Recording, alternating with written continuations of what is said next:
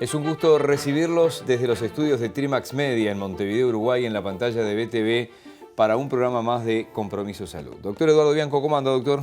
Muy bien, Miguel, el gusto de siempre. Bien, muchos saludos de mucha gente que a veces uno se va cruzando por lo que ha sido esta experiencia ya de más de un año de Compromiso Salud. Así que genéricamente se lo traslado. Incluso los compañeros de trabajo también. Y le pasará a usted también, sí. Además en su trabajo, que la gente ya lo va identificando un poco más. El tema central de hoy tiene que ver con esclerosis múltiple. Obviamente que es una enfermedad del sistema nervioso. Yo les digo, como siempre, al no ser un científico, al no ser un médico, no tener formación en medicina, tal vez esto es de las enfermedades que asustan un poco más, ¿no? Uno oye la palabra cáncer y por más que hay mucho cáncer que se puede revertir y la remisión es definitiva y es total, se puede curar, se puede mejorar la condición de vida, en fin, la palabra cáncer nos hace temblar. La palabra esclerosis múltiple yo creo que nos haría temblar también. No sé si tanto y no sé si estoy muy equivocado, doctor, pero dos cosas. En este caso aún en la ignorancia, más en la ignorancia que en el conocimiento. Dos cosas. Obviamente que todavía el impacto de la palabra cáncer es grande, pero en realidad ha cambiado muchísimo la historia y la evolución del cáncer a tal punto que se considera una enfermedad crónica en muchas situaciones. Obviamente que sigue causando muchas muertes todavía. No, y el sacudón en la persona no, ni que hablar, que recibe el diagnóstico. Esta enfermedad que vamos a encarar el día de hoy es una enfermedad neurológica un poco frecuente, pero que sí, como tú dices, es algo que solamente el nombre preocupa porque afecta a gente joven y porque no tenemos aún mucho tratamiento para impedir la aparición o la evolución de la misma. Pero se está mejorando. Lamentablemente venía bien rumbeado con los temores. No estabas mal rumbeado. Vamos a ver con el informe que sigue una presentación formal del tema de hoy. La esclerosis múltiple es una enfermedad del sistema nervioso que afecta el cerebro y la médula espinal. Se caracteriza por lesiones de la vaina de mielina, que es el material que rodea y protege los axones, que son prolongaciones de las células nerviosas o neuronas. Estas lesiones hacen más lenta la conducción del impulso nervioso a través de las fibras nerviosas y pueden bloquear los mensajes entre el cerebro y el cuerpo. Esto da aparición a los síntomas de la esclerosis múltiple. Los mismos pueden incluir alteraciones de la vista, debilidad muscular, problemas en la coordinación y en el equilibrio, sensación de entumecimiento, picazón o pinchazos, alteraciones del pensamiento y la memoria. No se conoce la causa exacta de la esclerosis múltiple. La esclerosis múltiple afecta más a las mujeres que a los hombres. Generalmente la enfermedad es leve, pero puede generar una gran discapacidad y afectar seriamente la capacidad para escribir, hablar o caminar. No existe cura para la misma, pero los trastornos pueden enlentecer el proceso y ayudar a controlar los síntomas. La prevalencia de esclerosis múltiple en Uruguay es una de las más altas en América Latina, con 21 casos por cada 100.000 habitantes, lo cual implica que en unos 2.000 uruguayos entre 20 y 40 años padecen de la enfermedad. Los europeos son los más afectados, por lo que la vinculación de nuestra población con dicho continente podría ser una de las razones de las altas cifras observadas en nuestro país. Hoy, en Compromiso Salud, les presentamos esclerosis múltiple.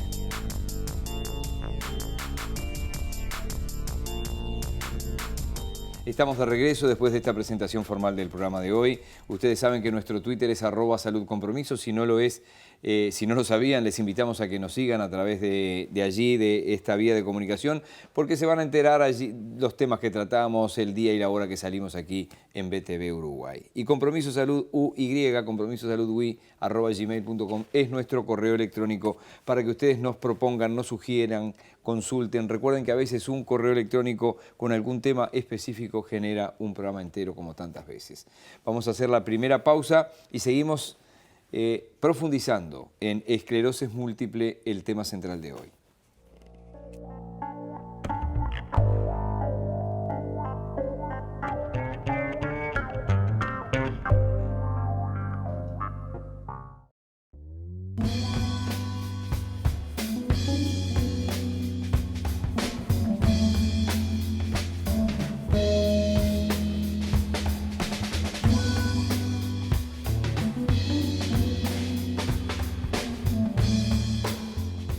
Grenca es la salud a tu alcance. Afiliate a Grenca, allí tenés la línea gratuita 0800 81 89. Doctor. Bueno, Miguel, vamos al tema de hoy. Esclerosis múltiple, estábamos hablando. Enfermedad neurológica crónica, o sea, tiempo prolongado de evolución, no es un tema agudo. La causa no es clara. La etiología más propuesta es de causa inmunológica, es una reacción que implica antígeno-anticuerpo y aparentemente sería una reacción autoinmune, es decir, contra las propias estructuras del cuerpo, como ya hemos mencionado en otras enfermedades. Sería la segunda causa de capacidad neurológica en los jóvenes. De discapacidad. Discapacidad, perdón, neurológica en los jóvenes entre 20 y 40 años y excepcionalmente comienza en la infancia o después de los 50 años. Hay un franco predominio en el sexo femenino, el doble de mujeres que de hombres, y afecta predominantemente a la raza caucásica, a los europeos, a los de origen europeo. Las manifestaciones clínicas son múltiples y cada persona sufre esta enfermedad de una manera diferente, lo cual hace muchas veces dificultoso el diagnóstico. Pero es una enfermedad que está descrita hace más de 130 años por Jean-Marie Charcot, un médico francés. Vamos a repasar un poco para que la gente que nos sigue entienda de qué se trata esto, cuál es la base de lo que está, lo que está debajo. Entonces, aquí tenemos el esquema de la célula nerviosa que tiene el cuerpo de la neurona, el axón, que es la prolongación por la cual conduce la electricidad, digamos el impulso eléctrico, y termina en ramificaciones que se llaman dendritas, que a su vez se conectan con otras dendritas o cuerpos neuronales de otras neuronas. El axón, que es, digamos, el caño conductor, tiene unas coberturas que se llaman vainas de mielina. La función de estas vainas de mielina, que dejan huecos en distintos sectores, es que el estímulo eléctrico no va en forma uniforme corriendo sobre la superficie o el interior de ese conducto llamado axón, sino que va saltando de lugar libre a lugar libre, y eso acelera enormemente la velocidad de conducción eléctrica. Y es este sector, son estas vainas de mielina las que se ven afectadas en esta enfermedad. Vamos a explicarlo mejor con un material audiovisual que nos muestra cómo el sistema inmune afecta estas capas de mielina y deteriora y enlentece la conducción nerviosa. Adelante. El sistema nervioso central comprende células nerviosas o neuronas ubicadas en el cerebro y la espina dorsal. Una sustancia grasa denominada mielina rodea la mayoría de los nervios del cuerpo. La mielina permite que los nervios envíen impulsos eléctricos precisos, más rápidos y con mayor eficacia a través de las neuronas. La esclerosis múltiple, MS, es un trastorno autoinmune. Esto significa que el sistema inmunológico se vuelve contra sí mismo. Esta respuesta autoinmune hace que la capa protectora o vaina de mielina se inflame y finalmente se destruya en varias zonas del sistema nervioso central. La destrucción de la mielina se denomina desmielinización. Este proceso destructivo impide que las neuronas envíen señales nerviosas efectivas. Las señales se vuelven lentas, se distorsionan o interrumpen, lo que deviene en el desarrollo de los síntomas de la esclerosis múltiple. Los síntomas de la MS varían y dependen de la ubicación de la lesión de la mielina. Algunos de los síntomas más comunes son pérdida de la coordinación muscular, problemas en la vista, entumecimiento u hormigueo en los brazos y piernas. Seguimos entonces con qué es lo que pasa cuando ocurre este ataque este proceso que afecta los axones y que afecta predominantemente la sustancia blanca del sistema nervioso en dos sectores, el cerebro y la médula espinal. Son los dos sectores donde se afecta fundamentalmente en esta enfermedad. ¿Y qué es lo que caracteriza desde el punto de vista anatómico, desde el punto de vista estructural? Una inflamación de la materia blanca en forma de placas que están distribuidas al azar, y esto se ve en 75 a 80% de los casos de enfermedad de esclerosis múltiple. Esto es una resonancia nuclear, parte de la resonancia nuclear de un cerebro normal, y esto es de un cerebro anormal en donde hay unas plaquitas blancas que son las placas de esclerosis múltiple que manifiestan la degeneración de esa vaina de mielina que mencionábamos anteriormente. Pero eso ya demuestra la complicación del diagnóstico, ¿no? Eso, porque está hablando de última tecnología, ¿no? Estamos hablando de que el diagnóstico, lo vamos a decir a posteriori, es por exclusión. Se descartan otras causas y se llega a estas causas.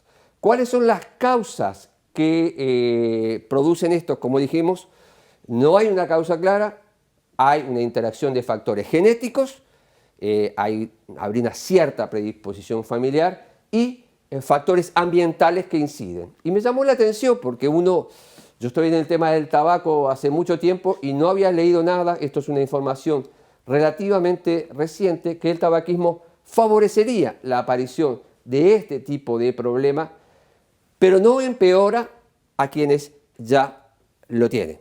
O sea, el consumo de tabaco no empeora al que lo tiene, pero sí aumentaría la probabilidad. ¿Por qué? Porque las sustancias contenidas en el humo del tabaco activarían vías enzimáticas que producirían moléculas tóxicas que dañarían los tejidos que hemos mencionado.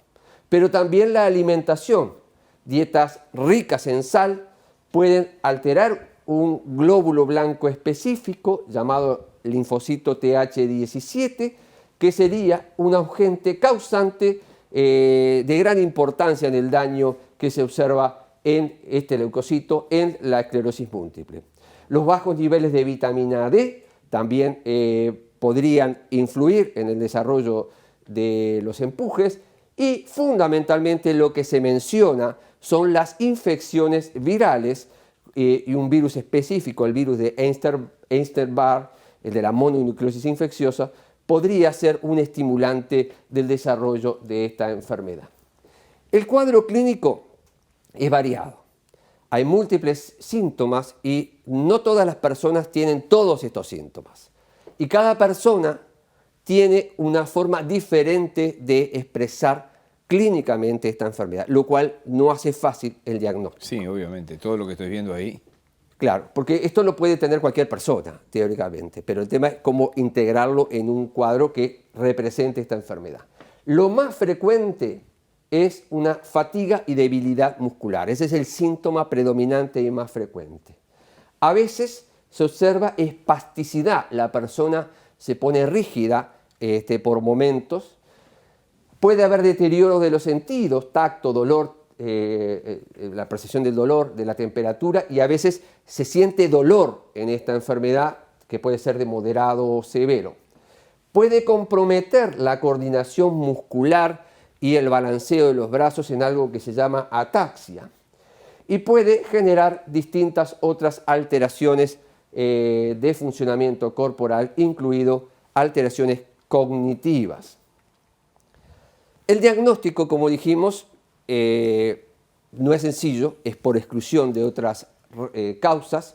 La persona tiene que conocer de qué se trata esta enfermedad para sospecharla, para hacer el examen clínico y entonces iniciar una serie de exámenes diagnósticos donde está la resonancia magnética, que es el examen que daría una mayor cantidad de información para llegar al diagnóstico, que vería el tema de las placas que habíamos visto en la sustancia blanca, Después, el estudio del líquido cefalorraquídeo, que requiere la punción lumbar y extracción de líquido, de ese líquido que envuelve a la médula.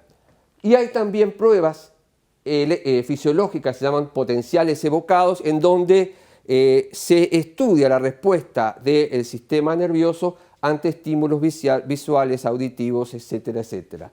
Entonces, el conjunto de estos exámenes nos brinda con la sospecha clínica una probabilidad diagnóstica. Brevemente, el tema de la evolución. La mayor parte de estas personas continúa trabajando y tiene una vida social activa. No es que prontamente... Sí, lo invalida inmediatamente. Exactamente. Entonces, esa es por lo menos a pesar de la enfermedad, hay una expectativa. Pero cómo afecta a cada uno y cómo se manifiesta es muy, muy, muy variable. Y la enfermedad puede tener a su vez distintas evoluciones. Puede ser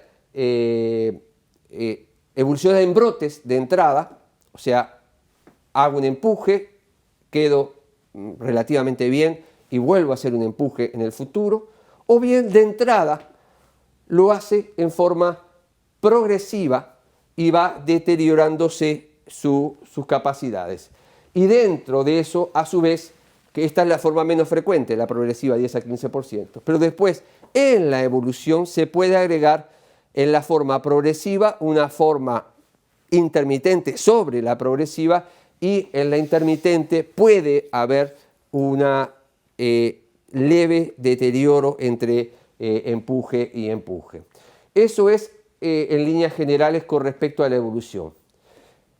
Lamentablemente es una de esas enfermedades que no tenemos una cura, pero sí el tratamiento puede enlentecer el proceso, puede ayudar a controlar los síntomas. Y de hecho tenemos 3 tipos de tratamientos. El que trata de manejar los brotes o las exacerbaciones, el que modifica la evolución crónica de la enfermedad y el tratamiento sintomático, que lo veremos con el especialista que nos va a visitar. Y que viene enseguida de esta pausa. Ya retornamos.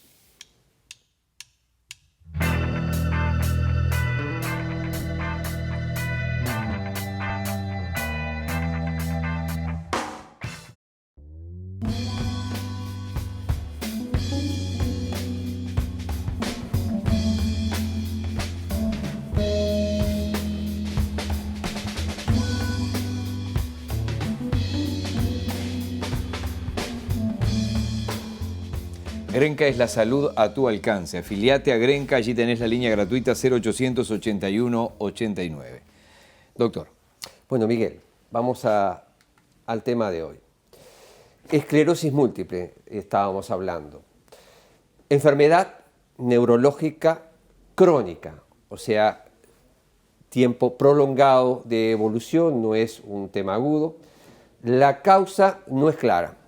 La etiología más propuesta es de causa inmunológica, es una reacción que implica antígeno-anticuerpo y aparentemente sería una reacción autoinmune, es decir, contra las propias estructuras del cuerpo, como ya hemos mencionado en otras enfermedades. Sería la segunda causa de capacidad neurológica en los jóvenes. De discapacidad. Discapacidad, perdón, neurológica en los jóvenes entre 20 y 40 años, y excepcionalmente comienza en la infancia o después de los 50 años. Hay un franco predominio en el sexo femenino, el doble de mujeres que de hombres, y afecta predominantemente a la raza caucásica, a los europeos, a los de origen europeo. Las manifestaciones clínicas son múltiples y cada persona sufre esta enfermedad de una manera diferente, lo cual hace muchas veces dificultoso el diagnóstico. Pero es una enfermedad que está descrita hace más de 130 años por Jean-Marie Charcot, un médico francés. Vamos a repasar un poco para que la gente que nos sigue entienda de qué se trata esto, cuál es la base de lo que está, lo que está debajo. Entonces, Aquí tenemos el esquema de la célula nerviosa que tiene el cuerpo de la neurona, el axón, que es la prolongación por la cual conduce la electricidad, digamos el impulso eléctrico, y termina en ramificaciones que se llaman dendritas, que a su vez se conectan con otras dendritas o cuerpos neuronales de otras neuronas. El axón, que es, digamos, el caño conductor, tiene unas coberturas que se llaman vainas de mielina. La función de estas vainas de mielina, que dejan huecos en distintos sectores, es que el estímulo eléctrico no va en forma uniforme corriendo sobre la superficie o el interior de ese conducto llamado axón, sino que va saltando de lugar libre a lugar libre, y eso acelera enormemente la velocidad de conducción eléctrica. Y es este sector, son estas vainas de mielina las que se ven afectadas en esta enfermedad. Vamos a explicarlo mejor con un material audiovisual que nos muestra cómo el sistema inmune afecta estas capas de mielina y deteriora y enlentece la conducción nerviosa. Adelante. El sistema nervioso central comprende células nerviosas o neuronas ubicadas en el cerebro y la espina dorsal. Una sustancia grasa denominada mielina rodea la mayoría de los nervios del cuerpo. La mielina permite que los nervios envíen impulsos eléctricos precisos, más rápido y con mayor eficacia a través de las neuronas. La esclerosis múltiple, MS, es un trastorno autoinmune. Esto significa que el sistema inmunológico del cuerpo se vuelve contra sí mismo. Esta respuesta autoinmune hace que la capa protectora o vaina de mielina se inflame y finalmente se destruya en varias zonas del sistema nervioso central. La destrucción de la mielina se denomina desmielinización. Este proceso destructivo impide que las neuronas envíen señales nerviosas efectivas. Las señales se vuelven lentas, se distorsionan o interrumpen, lo que deviene en el desarrollo de los síntomas de la esclerosis múltiple. Los síntomas de la MS varían y dependen de la ubicación de la lesión de la mielina. Algunos de los síntomas más comunes son pérdida de la coordinación muscular, problemas en la vista, entumecimiento u hormigueo en los brazos o piernas, fatiga e incontinencia. Seguimos entonces con qué es lo que pasa cuando ocurre este ataque, este proceso que afecta los axones y que afecta predominantemente la sustancia blanca del sistema nervioso en dos sectores, el cerebro y la médula espinal. Son los dos sectores donde se afecta fundamentalmente en esta enfermedad. ¿Y qué es lo que caracteriza desde el punto de vista anatómico, desde el punto de vista estructural?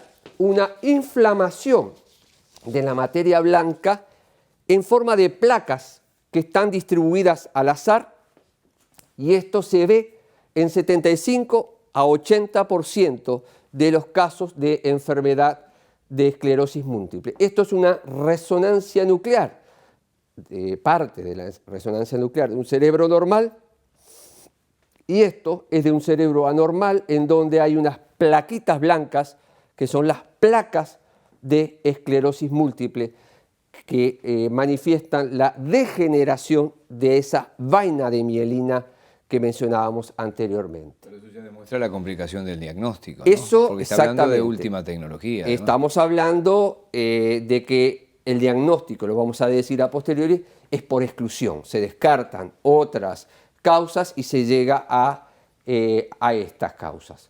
¿Cuáles son las causas que producen esto? Como dijimos, no hay una causa clara, hay una interacción de factores genéticos, habría una cierta predisposición familiar y factores ambientales que inciden. Y me llamó la atención porque yo estoy en el tema del tabaco hace mucho tiempo y no había leído nada, esto es una información relativamente reciente, que el tabaquismo favorecería la aparición de este tipo de problema, pero no empeora a quienes ya lo tienen. O sea, el consumo de tabaco no empeora al que lo tiene, pero sí aumentaría la probabilidad. ¿Por qué? Porque las sustancias contenidas en el humo del tabaco activarían vías enzimáticas que producirían moléculas tóxicas que dañarían los tejidos que hemos mencionado.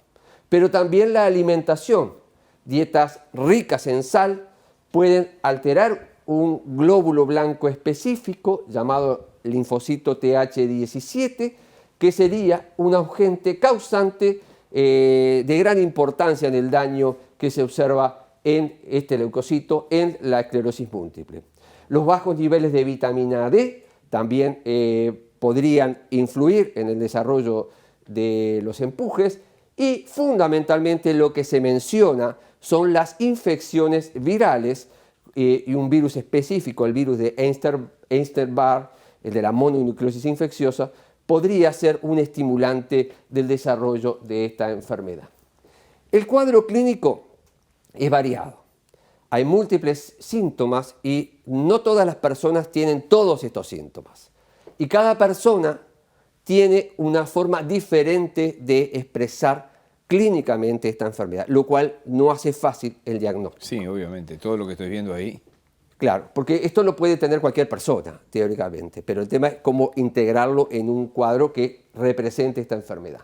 Lo más frecuente es una fatiga y debilidad muscular. Ese es el síntoma predominante y más frecuente. A veces se observa espasticidad, la persona se pone rígida por momentos. Puede haber deterioro de los sentidos, tacto, dolor, la percepción del dolor, de la temperatura, y a veces se siente dolor en esta enfermedad que puede ser de moderado o severo. Puede comprometer la coordinación muscular y el balanceo de los brazos en algo que se llama ataxia. Y puede generar distintas otras alteraciones de funcionamiento corporal, incluido alteraciones cognitivas. El diagnóstico, como dijimos, no es sencillo, es por exclusión de otras causas. La persona tiene que conocer de qué se trata esta enfermedad para sospecharla, para hacer el examen clínico y entonces iniciar una serie de exámenes diagnósticos donde está la resonancia magnética, que es el examen que daría una mayor cantidad de información para llegar al diagnóstico, que vería el tema de las placas que habíamos visto en la sustancia blanca. Después, el estudio del líquido cefalorraquídeo, que requiere la punción lumbar y extracción de líquido, de ese líquido que envuelve a la médula. Y hay también pruebas fisiológicas, se llaman potenciales evocados, en donde se estudia la respuesta del sistema nervioso ante estímulos visuales, auditivos, etcétera, etcétera. Entonces, el conjunto de estos exámenes nos brinda con la sospecha clínica una probabilidad diagnóstica. Brevemente, el tema de la evolución. La mayor parte de estas personas continúa trabajando y tiene una vida social activa. No es que prontamente... Sí, lo invalida inmediatamente. Exactamente. Entonces, esa es por lo menos a pesar de la enfermedad, hay una expectativa. Pero cómo afecta a cada uno y cómo se manifiesta es muy, muy, muy variable. Y la enfermedad puede tener a su vez distintas evoluciones. Puede ser evolución en brotes de entrada, o sea, hago un empuje, quedo relativamente bien y vuelvo a hacer un empuje en el futuro, o bien de entrada lo hace en forma progresiva y va deteriorándose sus capacidades.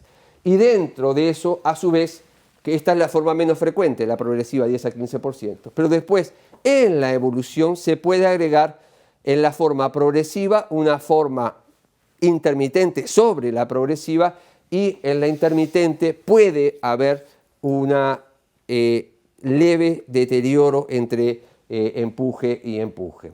Eso es en líneas generales con respecto a la evolución. Lamentablemente es una de esas enfermedades que no tenemos una cura, pero sí el tratamiento puede enlentecer el proceso, puede ayudar a controlar los síntomas. Y de hecho tenemos 3 tipos de tratamientos. El que trata de manejar los brotes o las exacerbaciones, el que modifica la evolución crónica de la enfermedad y el tratamiento sintomático, que lo veremos con el especialista que nos va a visitar. Y que viene enseguida de esta pausa. Ya retornamos.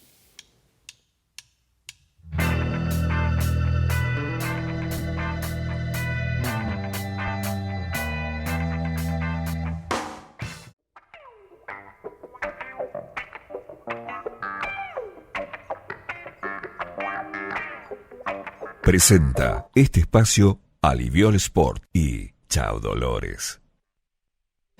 Recuerden que Aliviol Sport tiene una solución para cada dolor y como siempre les recomendamos, ustedes pueden entrar a facebook.com/Aliviol Sport, participar en sorteos, en promociones que hay allí en la web. Nosotros recomendamos para antes y después de hacer deporte Aliviol Sport, hay que pedirlo en su farmacia de confianza. Aliviol Sport y Chao Dolores. Entramos en el bloque central del programa de hoy con la presencia del profesor doctor Ricardo Busó. El doctor Busó es profesor agregado de la Cátedra de Neurología y experto en esclerosis múltiple. Gracias por estar acá, doctor. Gracias por su tiempo. Gracias por la invitación. Doctor Bianco. Bueno, muchísimas gracias, Ricardo, por compartir con nosotros estos minutos que siguen a continuación. En un tema que, te confieso, tuve que ir a leer para rememorar información, porque no es algo que maneje, porque no es una cosa muy frecuente.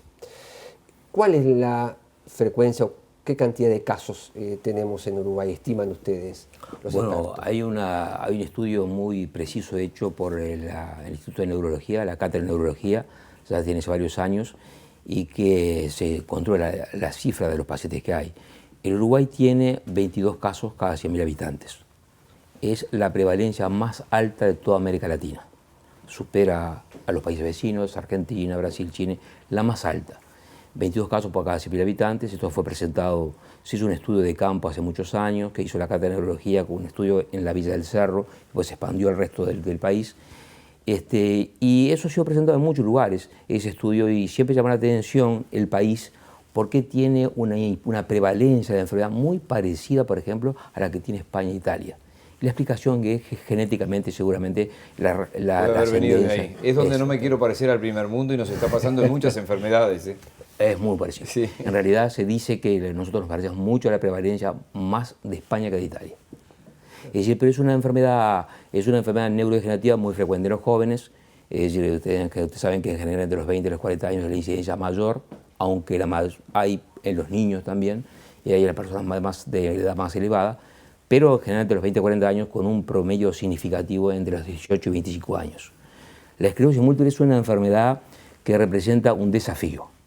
Es un desafío, es decir, para el paciente que tiene que enfrentarse con optimismo, eso es clave. Optimismo, estar entero física y psíquicamente para enfrentarlo, y además es un desafío para el paciente, para los médicos, las nuevas terapéuticas.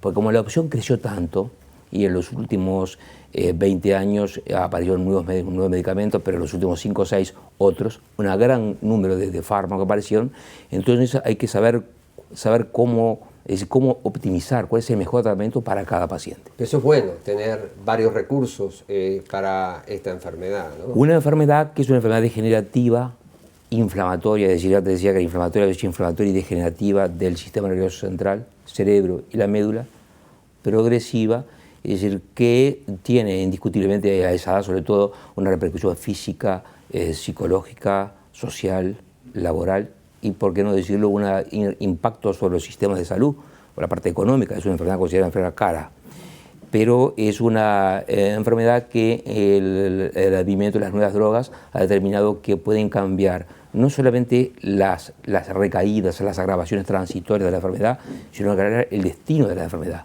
a largo plazo. Cuando hablamos de cara incluimos también los diagnósticos, porque cuando hablamos de una enfermedad cara, a veces también para una institución o para el propio Estado a través de ACE también puede resultar una enfermedad cara. Pregunta inteligente. muy inteligente. Muchas gracias. En realidad es una enfermedad cara en todos los aspectos. Es decir, primero porque afecta a la población joven con expectativa de vida de muchos años, es decir, que la esclerosis múltiple nos lleva a cortar la vida de un paciente, puede vivir igual que otros, pero la parte diagnóstica, es decir, hay elementos de recursos humanos entrenados, capital, que es el que hace el diagnóstico de la enfermedad, es el elemento fundamental, no puede ser sustituido, el entrenado en eso, pero los procedimientos diagnósticos, sobre todo el gold standard o el estudio de elección, la resonancia magnética, con los nuevos desarrollos de resonancia magnética, el estudio es fundamental para hacer el diagnóstico de esclerosis múltiple y seguirla, porque es decir que en la etapa de diagnóstica es cara, es decir, porque hay procedimientos que son costosos, y obviamente en la etapa terapéutica los nuevos fármacos son de un costo elevado para cualquier sistema. ¿Y cuánto se ha avanzado en incluir eso en los medicamentos que hay obligación de entregar? Bueno, es todo un desafío con todos los nuevos medicamentos, ¿no? Evidentemente, más o menos aproximadamente desde el año 2000 en el Uruguay están utilizándose los fármacos conocidos bajo un nombre general de inmunomoduladores o interferones, que se utilizan hace muchos años, que hace 20 años que se innovaron o se crearon. Nosotros los utilizamos acá hace 14 años, pero es decir, desde que el 2010 en los Estados Unidos y el 2011 en la Unión Europea aprobaron los nuevos fármacos, que son fármacos vía oral o fármacos intravenosos, que son muy efectivos en evitar la progresión de la enfermedad, esos medicamentos todavía no están incluidos entre las prestaciones de las instituciones médicas de salud ni el Fondo Nacional de Recursos, aunque en Uruguay, es justo decirlo, acá se usa y lo adquieren los pacientes. Correcto. Lo adquieren los pacientes. Quisiera, para ir ordenando un poco este módulo central que es las posibilidades terapéuticas. Yo presentaba que hay terapéuticas, y corrígeme por favor Ricardo, para el empuje, terapéuticas para detener la progresión y terapéuticas sintomáticas. Quisiera que nos dieras un pantallazo de si es así, si es correcto esa diferencia o si son los mismos fármacos en dosis diferentes, y qué influencia tiene la parte de la rehabilitación física, qué influencia tienen los grupos de apoyo de pacientes, esas otras cosas que van más allá de un simple fármaco. Bueno, en primer lugar, es un paciente que tiene que ser manejado, como se dice habitualmente, por un equipo multidisciplinario. El neurólogo, diríamos, es el coordinador, está entrenado para ese tipo de enfermedades y hace muchos años es un clásico de la neurología, pero evidentemente el neurólogo solo no maneja el apoyo del psicólogo, el psiquiatra, el terapeuta ocupacional, el fisiatra.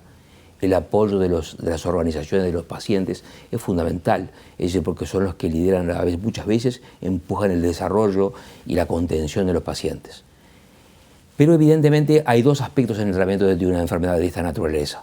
Un aspecto es cuando el enfermo recae bruscamente, los síntomas que tenía los empeora o te aparecen nuevos síntomas. Entonces ahí utilizamos clásicamente drogas antiinflamatorias, eso es lo que llaman la cortisona intravenosa, muy efectiva, disponible en todas partes del mundo, y en algunas situaciones muy excepcionales hay que utilizar a proyectos sofisticados que acá se ha hecho en Uruguay, por ejemplo el recambio de plasma, es decir, en el medio de cuidado intensivo.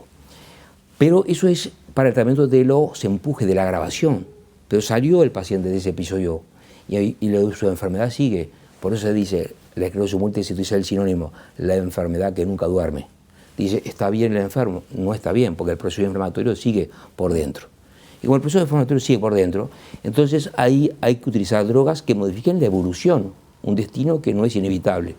Y ahí están las drogas, se dicen las drogas que, dos tipos, las clásicas drogas, es decir, que diríamos que impedían, es decir, que las células dañinas, que llaman los linfocitos tóxicos, entrar al cerebro y dañaran el cerebro.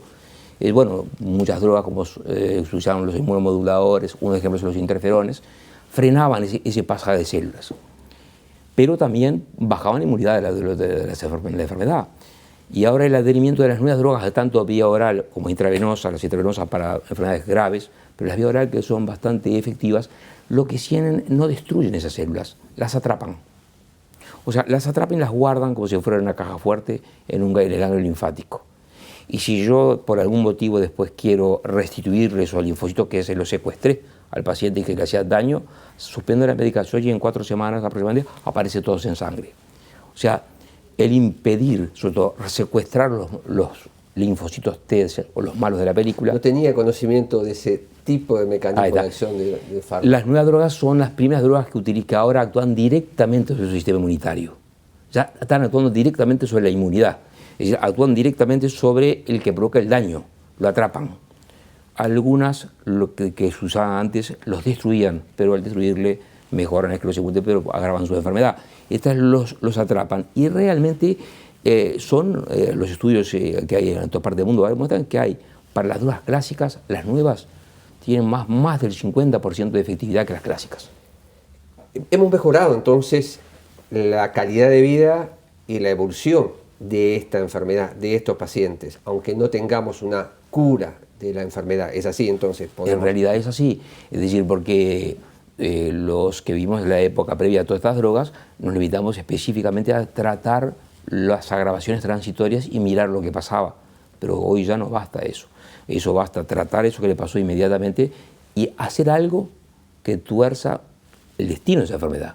Hoy es posible, hay mucha investigación en toda parte del mundo y bueno, hay muchas drogas que algunas están llegando al país, ya algunas de las drogas modernas llegaron al país. Los países vecinos, por ejemplo, sobre todo hay 3 países que lideran América Latina, Argentina, Brasil y Chile, tienen muchos de las drogas nuevas hace 4 o 5 años. Y aquí seguramente... Una cuestión de tamaño también, ¿no? No es lo mismo comprar para 200 millones que comprar para 3. ¿Cómo se financian? Yo no lo puedo decir. Pero en Argentina, digo, por ejemplo, está lleno. Lo he aprendido en este programa, es decir, como que un país que importe para 200 millones de personas... Un problema de mercado. Es un problema de mercado, como en casi todo, ¿no? Es decir, la última... Si usted fuera el especialista que es en Estados Unidos, no sé ni si nos atendería el teléfono, pero bueno. Sí. Una última preguntita porque ya estamos en el tiempo. ¿Quién puede contraer esta enfermedad? ¿Cómo juega la herencia en esto, si es que hay? Bueno, ese es el boom. Es decir, siempre se dijo que el aspecto genético es muy poco frecuente, aunque hay familias. En Uruguay nosotros tenemos acá en el Hospital de Clínica familias, 4 o 5 familias con esclerosis múltiple, pero son reducidos. Sin embargo, es decir, en lugares donde de hecho sobre todo avanzó mucho, sobre todo de Europa, en ese aspecto en los marcadores genéticos se ha encontrado que hay biomarcadores genéticos que no están disponibles para todo el mundo, se utilizan para la investigación, que son las que dicen la probabilidad. Y se ha demostrado que un grupo de pacientes que tienen marcadores en sangre, que se llaman biomarcadores genéticos, tienen una alta probabilidad de desarrollar la esclerosis múltiple. O sea que venimos avanzando en el diagnóstico, obviamente no está al alcance del uso público, y venimos mejorando también el tratamiento y la evolución sintomática y la evolución de la enfermedad, de una enfermedad que afecta a gente en etapa muy joven y que va a sufrir o a padecer esa enfermedad durante mucho tiempo. Miguel, no sé si quieres decir... No tenemos más tiempo. La puerta queda abierta además porque son de este tipo, yo lo decía al comienzo del programa, que para los que no estamos en la medicina son de esas enfermedades que causan miedo por la ignorancia, pero lamentablemente después uno va profundizando, escuchando a los que saben, y por eso la invitación a usted justamente, y se da cuenta que esos temores no estaban muy mal rumbeados.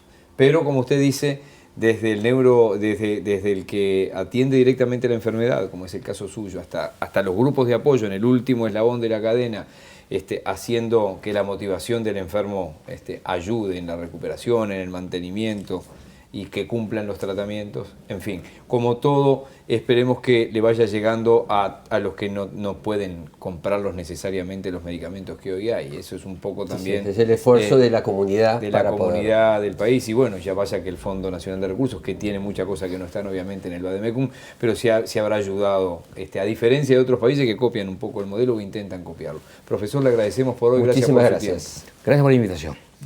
Doctor Bianco, una nueva pausa, no se me vaya que me queda un bloque que hago solo.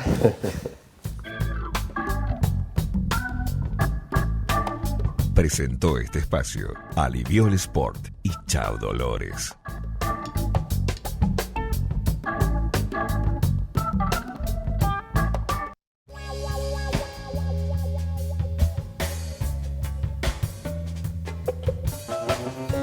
Presenta Óptica Ariel, 18 de julio 1385, frente a la Intendencia. Y hoy con muchísimo gusto vamos a recibir una vez más a Carla Monetti, como ha pasado en varias oportunidades, directora de Óptica Ariel. bienvenida. Muchas gracias. Bienvenida, Carla. Gracias. Bien, y la oportunidad es propicia, primero que nada, para nosotros dos. Usuarios y pacientes. No, pero es propicia para conocer los avances, las actualizaciones sobre las lentes progresivas y sobre todo para aquellos que ya las usan y para los que por una razón u otra han dicho todavía no un progresivo que realmente nos cambió la vida definitivamente. Hoy centrados en el nuevo portafolio de lentes progresivas Zeiss, o sea que vamos a arrancar por allí porque hay allí como 3 o 4 o 5 patas fundamentales del porqué de una evolución tecnológica permanente. O sea que bienvenida, Carla. Carla, ¿puedo pedirte simplemente para la gente que nos sigue un poco la diferencia entre progresivos y bifocales, digo, para bien, que lo entiendan bien. De lo básico. Un lente progresivo es un lente progresivo o multifocal porque cubre varios focos, todos los focos que la persona requiere para una visión a toda distancia, y el bifocal solo cubre 2 focos específicos, que al ser 2 graduaciones específicas son dos focos únicos, no tienen flexibilidad. Seguro. Entonces, claro, quedan limitado una cantidad de distancias que con el multifocal quedan cubiertas absolutamente. El bifocal es de lejos y de cerca. De lejos hasta cerca. Hasta cerca. Porque pasa justamente por toda esa área intermedia que el bifocal no cubre, ningún otro tipo de lente Seguro, cubre. y el bifocal además con un área totalmente delimitada. De aquí hasta aquí solo para la presbicia, por ejemplo, y de aquí para allí para media y larga distancia. En este caso estamos hablando de corta, media y larga distancia, pero que uno se adapta muy rápidamente a esos cambios y pasa a forma parte como un ojo. El lente es un parte del ojo ya, porque Tal cual, a mí yo no me voy a adaptar, voy a mirar una escalera y me voy a ir. No, no hay tanto temor. No. Un poco por justamente todos estos avances que en los últimos años además han habido cambios a corto plazo, ya no es como antes que de repente pasábamos 10, 12 años para que se hubiera algún tipo de modificación en esta tecnología. Hoy no, son 2 años, 3 años y ya estamos con un cambio, Justamente ahora, como ustedes decían, estamos con el lanzamiento del último portafolio de Zeiss, que es a nivel mundial. Y ahí estás hablando de lo que es la invención tecnológica, ¿no? Que ha pegado un salto tremendo, no solo en el multifocal, sino además en el espesor de los cristales, sí, ¿no? Sí. Hay justamente varias cosas que intervienen en este cambio, en este nuevo portafolio. Uno es tener en consideración el uso masivo de los dispositivos digitales que se está haciendo. Ya hoy un niño de 1 año, 2 años lo vemos con la tablet buscando sus cositas y una persona de 80 años también ahora tiene... Y muchas horas por día, o sea que es algo que está... Eso, el uso del dispositivo digital ha hecho que necesitemos en este tipo de lentes, que ya era muy sofisticado, sofisticarlo más. Porque, por ejemplo, el celular, la tablet son dispositivos que usamos a muy corta distancia. Todos, con buena visión y con mala visión, o sea, con uso o sin uso de lente, lo usamos a muy corta distancia, inclusive más corta de lo que utilizamos para la lectura normal de un diario, un libro, una revista. Sí, el ojo del ser humano se está enfrentando a un desafío que la historia de la evolución de la humanidad no... Tal cual, no estamos hechos para eso. Entonces, al ser humano nosotros no lo podemos evolucionar a prepo, necesitamos evolucionar los lentes. Y justamente esto es lo que estamos haciendo, ¿no? Que haya una evolución del lente en base a esa necesidad que se va generando por estas nuevas situaciones que se dan, ¿verdad? Y la óptica en general, cada vez que hay una evolución tecnológica, así como en los automóviles hay una evolución de diseño. Estoy hablando de moda ahora. ¿Eso también está? Exacto. Eso también incide muchísimo. Es otro de los 4 puntos que estamos considerando como resumido en este momento. La moda nos cambia tamaños de anteojos. En este momento lo que nos interesa es ese punto, el tamaño del anteojo, y eso hace que el diseño de la lente tenga que ir compensando esos cambios.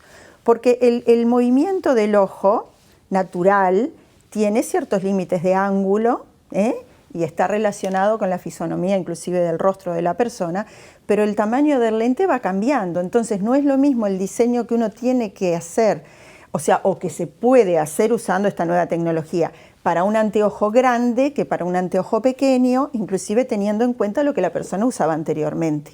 Todo eso en pro de optimizarle, ¿no? La naturalidad de visión, la adaptación, la comodidad y el dinamismo. Hoy tenemos un tema que es importantísimo para nosotros y es uno de los que también nos genera todos estos cambios, es el dinamismo visual que tienen las personas. Están permanentemente haciendo cambio de foco, permanentemente. Sí, sí. Entonces eso hay que compensarlo en el lente, fundamental. Y de la mano, esto va de la mano de una cosa es una carita de caballo como la mía, no, por lo larga, no, de la anatomía. La anatomía fisiológica del rostro, los caballetes, o sea, generan ángulos, ahora eso es muy lindo de ver en imágenes, como la posición de un lente, sí, es súper interesante, la posición de un lente en determinado caballete, cómo genera un ángulo y si modificamos ese caballete con el mismo armazón, ¿cómo nos modifica todas esas medidas? Todo eso genera que el lente tenga que tener ese tipo de compensaciones para el rostro específico que va a usar ese armazón.